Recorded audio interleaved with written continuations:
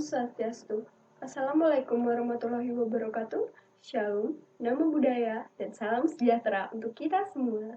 Pada video kali ini kami akan presentasikan materi tentang sistem reproduksi ikan. Sebelum kami masuk ke materi, izinkan kami untuk memperkenalkan diri terlebih dahulu. Perkenalkan, nama saya Nikadek Dewi Purnamasari, NIM 18 13 52 10 23, dan teman saya. Perkenalkan, nama saya Dewangan Ade Wijaya Danang Putra, NIM 18135211031. Halo, nama saya Flavinsa Cindra, NIM 42. Kali ini saya akan melanjutkan presentasi tentang organ reproduksi terkait topik gametogenesis di slide 6. Nama saya Zidni Ferdinand Yusuf, NIM 55. Selanjutnya, definisi sistem reproduksi. Sistem reproduksi merupakan suatu proses dari cara makhluk hidup untuk menghasilkan dan mempertahankan keturunan serta keberadaan jenisnya di alam. Atau reproduksi juga dapat dikatakan sebagai proses alam dalam usaha pengabadian spesies dan proses pemunculan spesies dengan ciri atau sifat yang merupakan kombinasi perubahan genetik. Pada presentasi kali ini, kami akan membahas tentang yang pertama seksualitasikan, yang kedua gametogenesis, yang ketiga tipe reproduksi, dan yang keempat fertilisasi dan embriogenesis. Seksualitasikan pada prinsipnya ikan terdiri dari dua jenis kelamin, yaitu jantan dan betina. Lalu ada dua sifat seksualitasikan, yaitu seksual primer dan seksual sekunder. Sifat seksual primer pada ikan ditandai dengan adanya organ yang secara langsung berhubungan dengan proses reproduksi, yaitu ovarium, pemuluh pada ikan betina, dan testis, pemuluh pada ikan jantan. Sedangkan sifat seksual sekunder ialah tanda-tanda luar yang dapat dipakai untuk membedakan ikan jantan dan ikan betina. Nah, pada dasarnya, sifat seksual sekunder dapat dibagi menjadi dua, yaitu sifat seksual sekunder yang bersifat sementara atau yang hanya muncul pada waktu musim pemijahan saja, dan sifat seksual sekunder yang bersifat permanen atau tetap, yaitu tanda ini tetap ada sebelum, selama, dan sesudah musim pemijahan. Selanjutnya, organ reproduksi ikan. Nah, organ reproduksi ikan ada dua, yaitu jantan dan betina. Organ reproduksi pada ikan sering disebut dengan gonad. Gonad ikan jantan terdiri dari sepasang testis yang pada umumnya berwarna putih atau kekuningan. Letak testis menggantung pada dinding tengah rongga perut atau abdomen. Testis berfungsi menghasilkan spermatozoa. Nah, spermatozoa ini berasal dari testis. Spermatozoa yang berasal dari testis ini akan dialirkan ke saluran sperma yang disebut dengan vas deferens. Nah, kemudian menuju lubang urogenital. Lubang urogenital adalah lubang tempat bermuaranya saluran kelamin dan saluran urin. Melalui lubang urogenital, spermatozoa akan dikeluarkan. Nah, letak saluran urogenital ini berdekatan dengan anus. Sedangkan pada ikan betina, organ reproduksi atau gonad ikan betina terdiri dari ovarium yang berwarna bening kemerahan seperti agar-agar. Ovarium terletak di dekat usus, mengisi 2/3 rongga perut atau hampir menutupi organ-organ tubuh. Ovarium berfungsi menghasilkan sel telur atau ovum. Nah, ovum keluar dari ovarium menuju oviduk atau saluran telur, kemudian menuju lubang urogenital. Dari lubang urogenital inilah ovum yang telah siap dibuahi akan dikeluarkan. Sekian akan dilanjutkan oleh teman saya. Langsung saja pada slide. Jadi gametogenesis adalah proses pembentukan gamet atau sel kelamin pada suatu individu. Jadi sel gamet ini terdiri dari dua, yaitu gamet jantan atau spermatozoa dan juga gamet betina atau ovum. Untuk tahapannya sendiri, gametogenesis terdiri dari 4 tahapan, yaitu perbanyakan, pertumbuhan, pematangan, dan perubahan bentuk melalui pembelahan sel. Nah, di pembelahan sel ini juga terbagi menjadi dua jenis proses, yaitu mitosis dan meiosis. Untuk pengertiannya, mitosis ini merupakan pembelahan sel yang mana kromosom di dalam nukleus terbelah menjadi dua sel kromosom yang identik dan masing-masing memiliki nukleus. Biasanya terjadi pada reproduksi aseksual. Yang mana jika kita lihat secara kode genetik, sifat sel anakan dari pembelahan mitosis ini akan identik dengan sifat sel induknya. Berbeda dengan meiosis, yang merupakan pembelahan sel yang mengurangi jumlah kromosom menjadi setengahnya.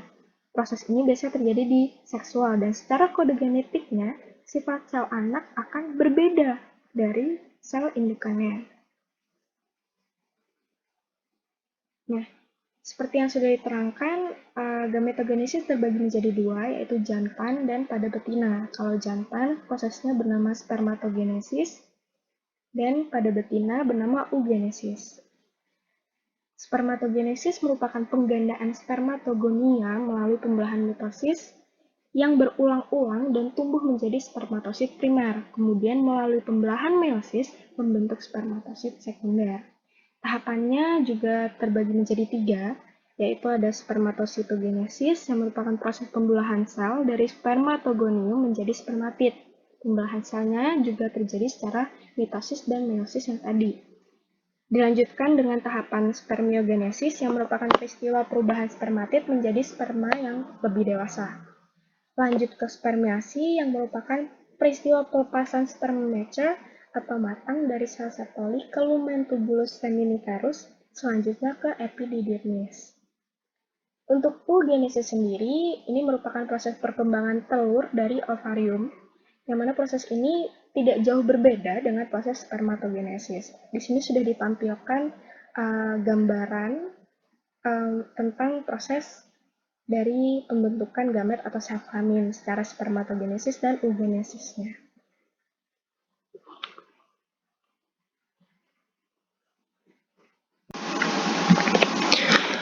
Tipe reproduksi pada ikan, yaitu dibagi menjadi dua, berdasarkan seksualitas dan berdasarkan tempat pembuahan. Berdasarkan seksualitas, yaitu dibagi menjadi dua lagi, gonocordisme dan hermaprodit. Gonocordisme, kondisi seksual berganda yaitu pada ikan bertahap juvenil, kondata tidak mempunyai jaringan yang jelas status jantan atau betinanya, yang dibedakan menjadi dua kelompok. Yang pertama, gonocordisme yang tidak berdiferensiasi, yaitu keadaannya tidak stabil dan dapat terjadi interseks yang spontan. Yang kedua, gonocordisme yang berdiferensiasi. Sejak dari mudanya sudah ada perbedaan antara jantan dan betina yang sifatnya tetap sejak dari kecil sampai dewasa. Yang kedua, berdasarkan seksualitas hermaprodit, yaitu suatu keadaan yang mana dalam satu individu terdapat dua kelamin atau disebut dengan berkelamin ganda. Hermaprodit sendiri dibedakan menjadi tiga lagi, hermaprodit sinkroni, hermaprodit protandi, hermaprodit protogini.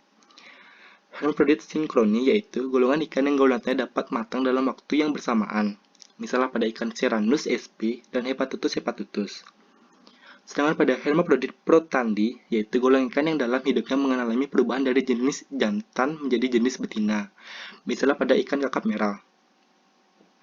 Dan yang terakhir, hermaprodit protogini, yaitu golongan ikan yang mengalami perubahan jenis dari betina menjadi jantan, misalnya belut sawah.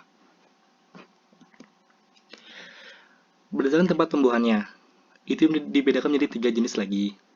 Ovivar, ikan mengeluarkan telur sebagai hasil reproduksi dan pembuahannya terjadi di luar tubuh indukan, misalnya ikan kakap, ikan bandeng, ikan tuna, ikan kerapu. Yang kedua, vivivar, yaitu ikan yang melahirkan anaknya dalam bentuk yang sudah seperti individu dewasa. Hal ini dikarenakan pembuahan dan pertumbuhan embrio berada di dalam tubuh induk. Contoh, ikan pesut, ikan molly, swordtail.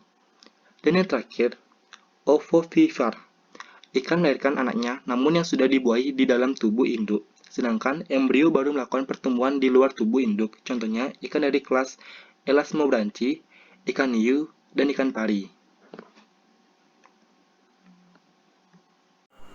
Nah, selanjutnya kita akan membahas tentang fertilisasi.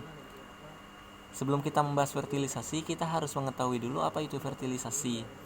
Fertilisasi adalah sebuah proses pembuahan di mana peleburan dua gamet yang dapat berupa nukleus atau sel bernukleus untuk membentuk satu sel tunggal atau zigot. Fertilisasi terbagi atas dua, yaitu fertilisasi internal dan fertilisasi eksternal. Fertilisasi internal ini dapat kita artikan proses pembuahan yang dilakukan di dalam tubuh ikan. Untuk fertilisasi eksternal adalah pembuahan yang dilakukan di luar tubuh ikan. Nah, di dalam video ini kita akan melihat ada dua jenis ikan, yaitu ikan jantan dan ikan betina. Di mana ikan jantan dan betina ini, ikan jantan melakukan pendekatan kepada ikan betina, lalu ikan betina merespon dengan mengeluarkan sel telur dari mulutnya, lalu kemudian akan dibuahi di luar oleh si jantan, atau kita biasa sebut dengan fertilisasi eksternal. Kita masuk ke pembahasan tentang embriogenesis. Awal perkembangan embriogenesis ikan dimulai pada saat pembuahan atau fertilisasi sebuah sel telur oleh sel sperma yang mengandung zigot. Nah, kita masuk ke proses perkembangan embrio ikan. Proses perkembangan embrio ikan ini diawali dengan zigot, lalu pertumbuhan akan melakukan fase kedua, yaitu fase blastula, lalu akan diikuti dengan fase gastrula. Nah, pada saat itu akan terjadi proses di mana dinamakan fase neurasi atau pembentukan organ-organ yang akan berkembang di kemudian hari. Terima kasih.